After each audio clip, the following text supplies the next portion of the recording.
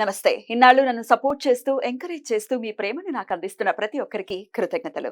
అలాగే ఈ వీడియో కూడా ఖచ్చితంగా మీకు ఉపయోగపడుతుంది. లైక్, షేర్ అండ్ సబ్స్క్రైబ్ చేసి మీ సపోర్ట్‌ని నాకు అందించండి. అలాగే ఈ వీడియో పట్ల మీకున్న అభిప్రాయాన్ని కామెంట్ సెక్షన్‌లో కామెంట్ చేసి తెలియజేయండి. ఇప్పుడు వీడియోని చూద్దాం. ఓం శ్రీ గణేశాయ నమః. ఓం శ్రీ విష్ణురూపాయ నమః శివాయ. నమస్కారం అండి. 2024 జూన్ మాసంలో ద్వాదశ రాశుల వాళ్ళకి ఈ మాసమంతా ఎలా ఉందో తెలుసుకుందాం. దానికన్నా ముందు ఎవరైతే ఈ వీడియోని చూస్తున్నారో లైక్ చేయండి, షేర్ చేయండి, సబ్స్క్రైబ్ చేసుకోండి. మరియు ఈ ఒక మాసంలో గ్రహ సంచారం ఎలా ఉందో తెలుసుకుందాం. ఈ ఒక మాసంలో రాహు మీనరాశిలో సంచారం, కేతు కన్యా రాశిలో సంచారం, శని కుంభరాశిలో సంచారం. అయితే ఈ ఒక శని భగవానుడు ఈ మాసం 30వ తేదీ నుంచి వక్రించి సంచారాన్ని ప్రారంభం చేయబోతున్నారు. గురువు వృషభంలో సంచారం. ఈ మాసంతో గురు మనకి ఉదయిస్తున్నాడు, అంటే మౌఢ్యమి నుంచి బయటకు వస్తున్నాడు. సూర్యుడు జూన్ 15వ తేదీ వరకు వృషభంలో సంచారం, తదుపరి మిథున రాశిలో సంచారం.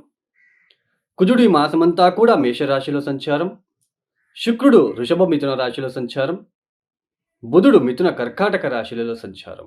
ఇక్కడ శుక్ర మౌఢ్యమి అనేది ఇంకా కొనసాగుతుంది. జూలై 11వ తేదీ వరకు కూడా శుక్ర మౌఢ్యం అనేది ఉంటుంది. అయితే గురు మాత్రం ఉదయిస్తున్నాడు. ఇక్కడ ముఖ్యంగా ప్రేక్షకులకు ఒక సందేశాన్ని ఇవ్వాలనుకుంటున్నానండి.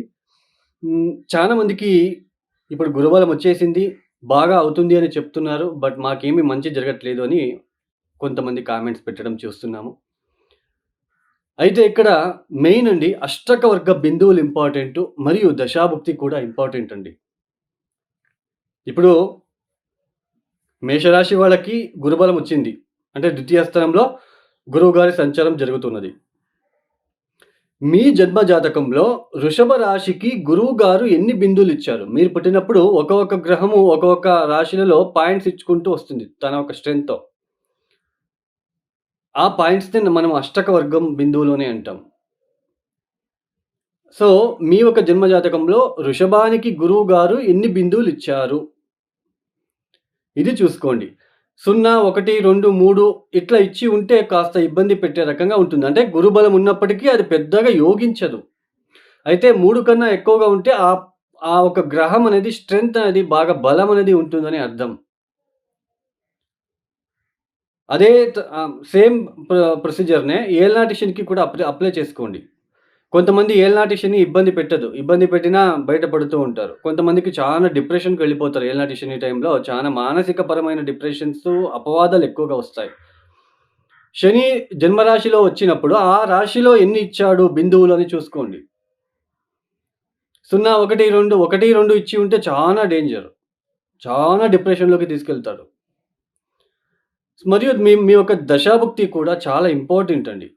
దశా పీరియడు ప్రతి ఒక్కరికి చాలా ఇంపార్టెంటు. ఏ దశ జరుగుతుంది? భుక్తి ఏంటి? ఆ దశాభుక్తికి తగ్గట్టుగా మనం పరిహారాలు చేసుకుంటూ వెళ్ళాలి. ఇప్పుడు బుధ మహాదశ రాహుభుక్తి జరుగుతుంది అనుకోండి. శివ సహస్రనామం చదువుకోవాలి. మనమే ప్రతిరోజు చదువుకోవడము, లేదా మనము పంతులతో ఏదైనా శివాలయానికి వెళ్ళి శివ సహస్రనామం చేయండి అంటే చేస్తారు. అదే ఇప్పుడు మనకి గురు మహాదశలో రాహుభుక్తి అనుకోండి. తిలా హోమం చేసుకోవాలండి. తిలా హోమం అంటే ఇది పితృదోషాలలో పితృదోష పరిహారం చేసేటప్పుడు ఆ పరిహార భాగంలో తిలా హోమం అనేది కూడా ఒకటి ఉంటుంది. అదే చంద్రమహాదశలో శుక్రభుక్తినో, బుధభుక్తినో అలా ఉన్నప్పుడు, లేదా శుక్ర మహాదశలో చంద్రభుక్తి ఉన్నప్పుడు మహాలక్ష్మి అమ్మవారిని పూజించాలి. ఇలా దశాభుక్తిలో వచ్చినప్పుడు మనము వాటికి తగ్గట్టుగా ఆ దశాభుక్తి రాకున్న ముందే పరిహారాలు చేసుకోవాలి. రేపు ఎగ్జామ్ అన్నప్పుడు పిల్లవాడు చదివితే ఏమవుతుంది? ఎగ్జామ్ రాస్తే మనకి నో యూజ్ కదండీ. సో, అలానే దశాభుక్తి ఇంకొక 1 మంత్‌కి ప్రారంభమవుతుంది, నెక్స్ట్ మంత్ వస్తా ఉంది అన్నప్పుడే మీరు మేలుకొని మీరు ఆ పరిహారాల్ని అప్పటి నుంచే పాటిస్తూ వస్తే ఆ ఒక పెద్దగా దశాభుక్తి పెద్దగా ఇబ్బంది పెట్టినప్పటికీ దాని నుంచి బయటపడే మార్గం కూడా చూపిస్తుంది. సో, ఇది అండి మీకు తెలియాలని చెప్పాను. అష్టకవర్గ బిందువులను చూసుకోండి, దశాభుక్తిని చూసుకోండి. వాటికి తగ్గట్టు పరిహారాలు చేసుకుంటూ వెళ్ళండి.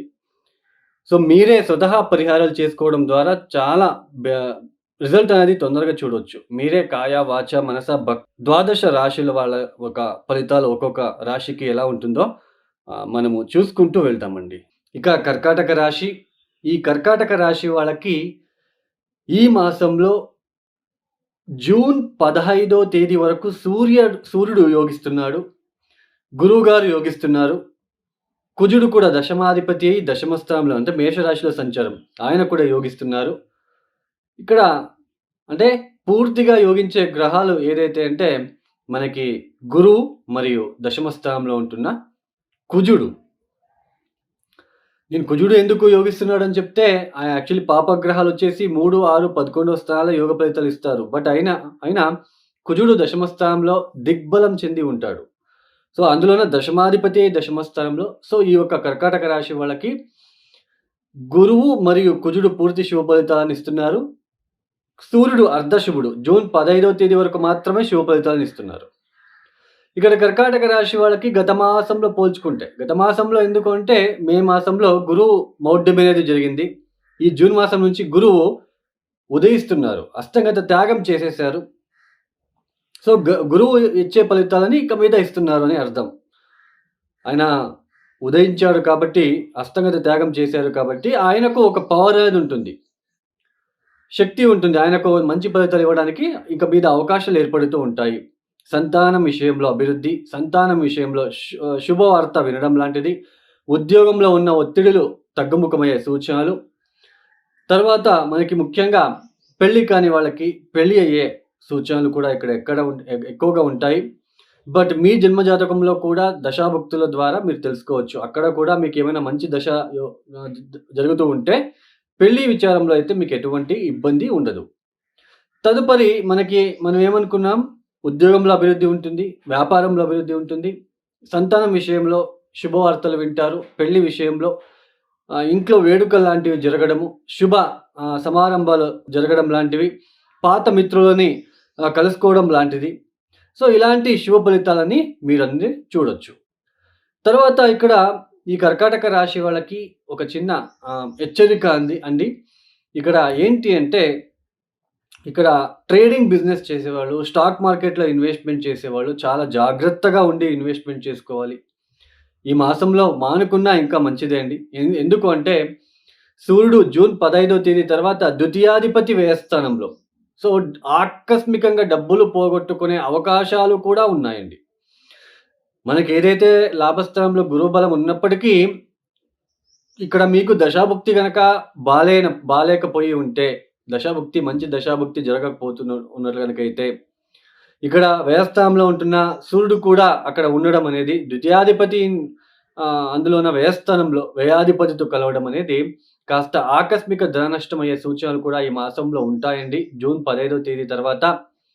సో, కాస్త ట్రేడింగ్ బిజినెస్ చేసేవాళ్ళు, స్టాక్ మార్కెట్‌లో ఇన్వెస్ట్‌మెంట్ చేయాలనుకున్న వాళ్ళు కాస్త జాగ్రత్తగా చూసుకొని ముందుకు సాగితే మంచిది. గురుబలం ఉంది లేదనడం లేదు. బట్ ఈ ద్వితీయాధిపతి వ్యయస్థానంలో వ్యయాధిపతితో కలిసినప్పుడు ఆకస్మికంగా ధన నష్టము, కుటుంబం నుంచి కొద్దిగా దూర ప్రాంతాలకి ప్రయాణం చేసే అవకాశాలు, ఉద్యోగం నిమిత్తం కావచ్చు, అటు వ్యాపార రీత్యా కావచ్చు, కొంచెం దూర ప్రయాణాలు చేసే అవకాశాలు కూడా ఇక్కడ ఉంటాయండి. ఏమి ఉన్నప్పటికీ కూడా గురుబలం అనేది మీకు అప్పటికప్పుడే మీకు ఏదైనా ఇబ్బందులు వచ్చినప్పటికీ వాటిని నిలదొక్కుకొని మీరు ముందుకు సాగడానికైతే ఇక్కడ అవకాశాలుంటాయి. కొద్దిగా ఆర్థిక విషయంలో నష్టం పోకుండా జాగ్రత్తలు మీరు వహిస్తే చాలా బావుంటుందని చెప్పుకోవచ్చు. ఈ కర్కాటక రాశి వాళ్ళు తప్పనిసరిగా ఇక్కడ ముఖ్యంగా మీరు చేసుకోవాల్సిందల్లా ప్రతిరోజు కూడా శివ సహస్రనామం చదువుకోండి. వీలైతే సూర్యుడికి నమస్కారాలు చేయండి. తర్వాత గోధుమ రవ్వతో చేసిన పాయసాన్ని కాస్త ఆవులకి తినిపించే ప్రయత్నం చేసుకోండి. తర్వాత ప్రతిరోజు తప్పనిసరిగా సుబ్రహ్మణ్య కరావళంబ స్తోత్ర పారాయణం చేసుకోవడము.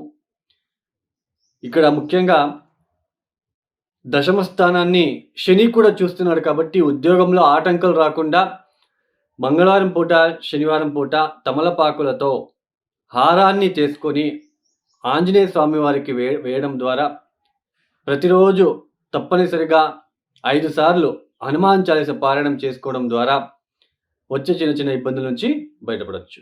ఈ యొక్క వీడియో మీకు నచ్చితే లైక్ చేయండి, షేర్ చేయండి, సబ్స్క్రైబ్ చేసుకోండి. సర్వే జనో సుఖినో భవంతు. ధన్యవాదములు.